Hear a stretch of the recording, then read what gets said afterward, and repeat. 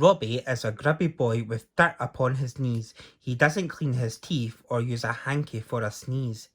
He burps out loud in public and flicks bogies at his dad. His habits are disgusting and it makes his family sad. Really, Robbie? Wipe your nose. It's making us feel sick. But Robbie doesn't listen. He just gives his lips a lick.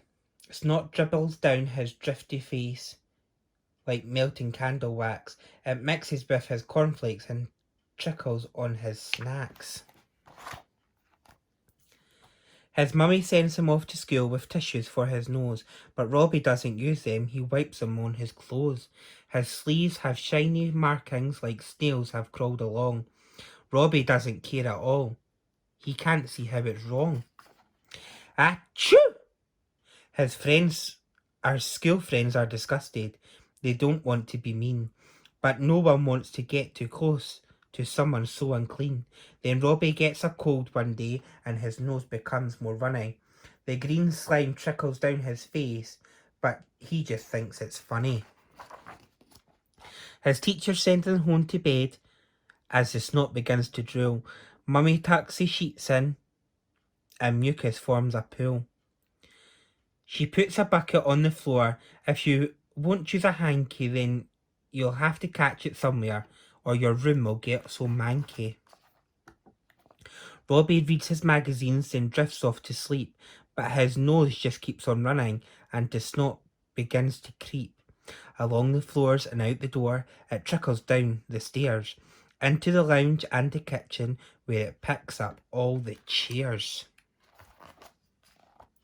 It oozes through the cat flaps and down the road it goes, sweeping up small creatures and on it flows. The snot waves surge through the park, startling all the ducks. It steadily grows higher and covers passing trucks. Mr. Hugh is worried. He searches for his boat. It hasn't been used for ages, but he hopes it stays afloat. He rides the wave of gloopy green and paddles into town. He wants to stage a rescue so nobody will drown.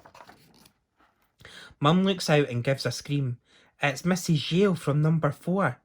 Dad paddles down the hallway and pulls hard upon the door. He tugs and tugs, but it's no use, the door is firmly stuck. I can't get out, he hollers. It's glued tight with this yuck. The family don't know what to do. They move upstairs in fright. I'll search and boogle. That might help. Hey, look, I found a sight. They dial up emergencies. We have a dire situation. A tidal wave of mucus is threatening the nation. The voice stays calm. They handle this and send out their best team. They'll assess the situation, for it does sound quite extreme. Soon there's trembling in the air, and they look up and see a chopper. It's a special forces unit, an airborne bogey stopper. The helicopter hovers high above with tissues at the ready. They'll drop them into Robbie's house as the pilot holds her steady. Then someone yells, "Look out below," and the crew begin to curse. If things look bad when they've arrived, they've just got a lot worse. Screams and yells pass through town as people start to shake. This is more than a tidal wave, it's a monster bogey quake. Let's do it, team, the pilot roars. We have to stop this beast. He pulls down on the lever and the tissues are released. Gotcha, hollered Robbie, and he sits up in his bed. Mummy wipes his sweaty face and puts a cold cloth on his head. Poor darling boy. It was just a dream. It's going to be all right. Your cold gave you a fever and a dreadful dream all night. Now Robbie's cold has disappeared. His nose is not so runny. Best of all, he's clearer now. No longer thinks it's funny. To sneeze and cough, let germs spread. For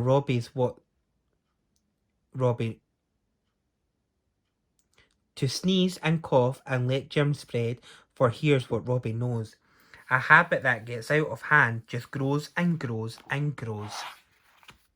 The end.